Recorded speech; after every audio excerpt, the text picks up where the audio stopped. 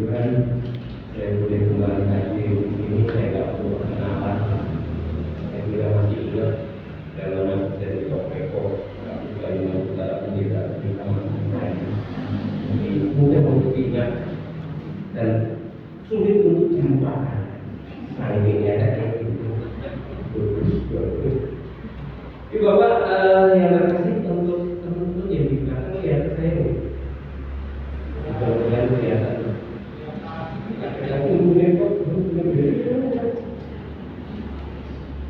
Bapak Ibu dan saya dikasih Tuhan saat ini kita akan bersama-sama merenungkan firman Tuhan ini dengan tema hidup dalam kesalahan. Hidup dalam kita harus sepakat dulu supaya tidak terjadi miskomunikasi, mispemahaman. Salah itu apa?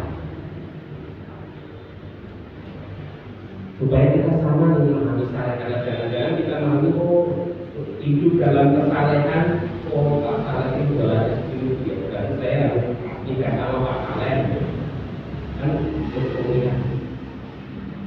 Kita kesalahan itu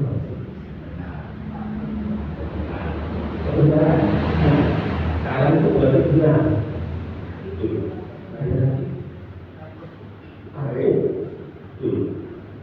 berarti salah. Kalau orang salah itu orang yang benar, orang yang takut, baik, jujur, taat, setia. Berarti sepakat ya, orang yang salah itu yang jujur, taat, setia, dan setia.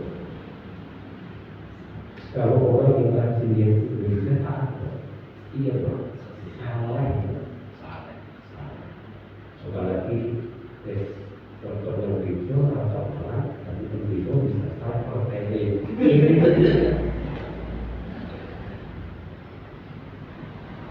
Tetapi yang juga harus kita pahami, kesalahan itu tidak hanya sekedar ritual.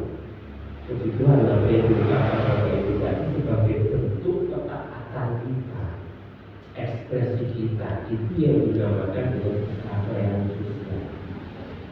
Kesalahan sosial itu kesalahan bagaimana relasi dengan sesama. Itu kesalahan sosial. Kalau relasi ritual yang seringkali secara kamu dibatas kesalahan itu, orang yang salah itu orang yang ritualnya baik, rajin ke gereja, rajin saat teduh, gak pernah telat, sehat, selalu hadir, pakai tangan ngantuk. Tetapi selalu hadir, selalu setia.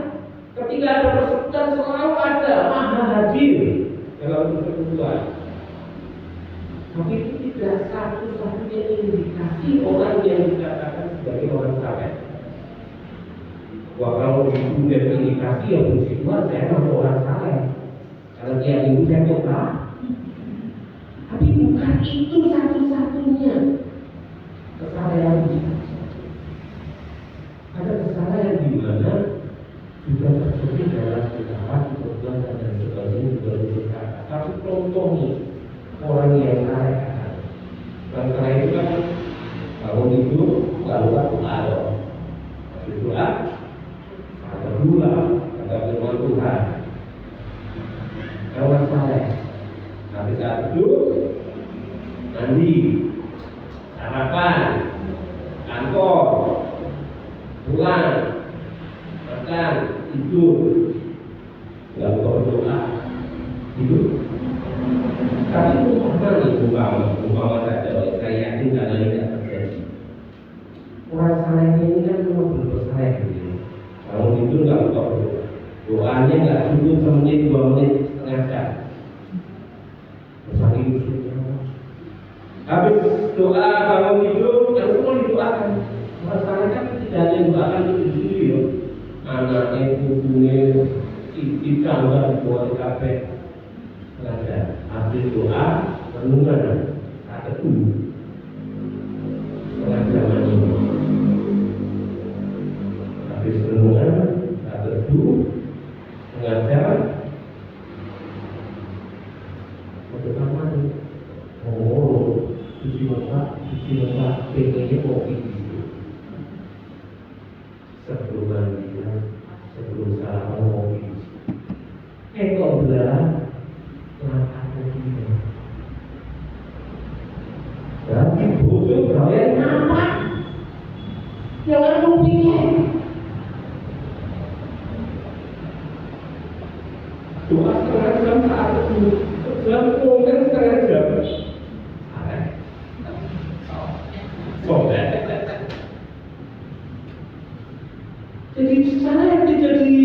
tergantung sebuah rutinitas ritual keagamaan, tetapi harus terjemah dalam kehidupan kita.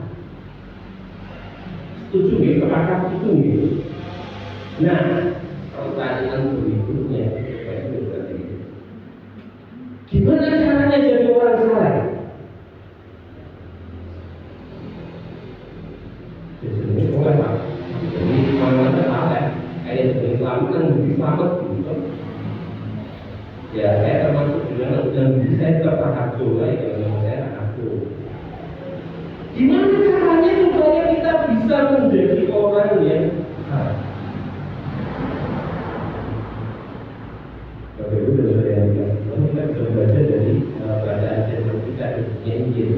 Kalau dalam beberapa kata kita sudah lihat tentang merahnya dan lebih ketol itu ketika kita lihat ini.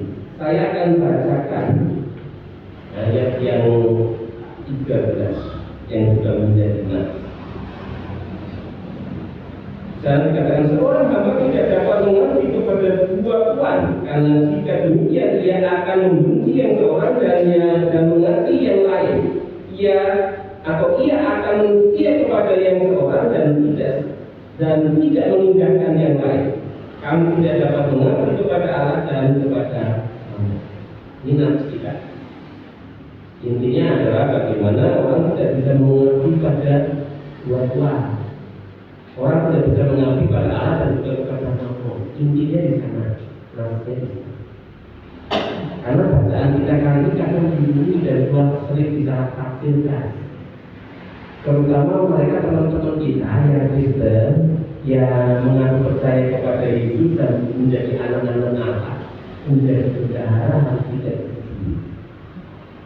Karena ayat kita kan dikatakan bahwa Yesus memberi pemahaman tentang bendahara yang tidak jujur, manusia yang dipuji, yang tidak setia tadi. Juga karena kotor senang aku bendahara itu, juga perlu punya seperti kita tahu yakin tapi aduh sepertinya boleh ya.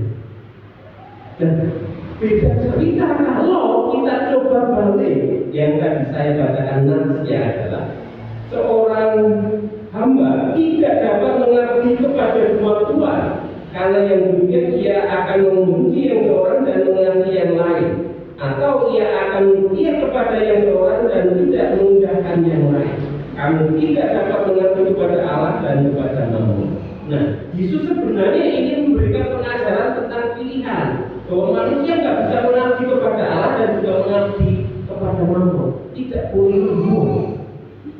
Harus setia pada Allah dengan Allah, tidak bisa mengabdi kepada yang lain.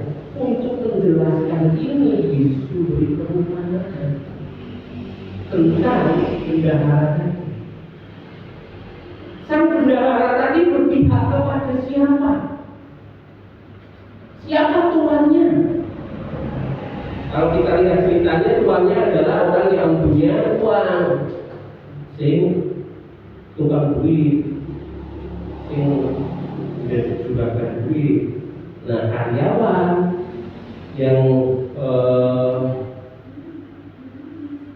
berikan pinjaman, membungakan uangnya, ini dianggap tidak memihak kepada yang punya uang, tetapi memihak pada yang pinjam. Nah, yang ini kita akan sekarang kalau masjid dan tunjuk ya kalau enggak ya sekarang lebih keren lagi lah pinjaman online. Ini dia punya uang banyak, dia pakai orang untuk menjalankan uang itu dengan cara menjalankan. Dan itu dipakai oleh Allah, dipakai oleh Yesus untuk menjelaskan tentang harus mengabdi kepada siapa tadi. Karyawannya akhirnya sang tuannya yang punya duit ini juga kan duit tadi panggil karyawannya, aku tidak terlalu kamu nggak bisa. Dia kalau kita jawab karena kamu nggak bisa. Terus pastikan gitu. Lalu sang bendahara ini mikir, wah aku nak dipecat, mau apa? Masuk nanti. Alat mungkin dia isi, masuk bendahara kaya raya kok lagi ini. Lalu dia mencoba melakukan suatu yang tidak begitu. Ya kami orang yang lucu, kau gue sini lah 100. Oke, suratnya 1 ya, benar ya, sesuai.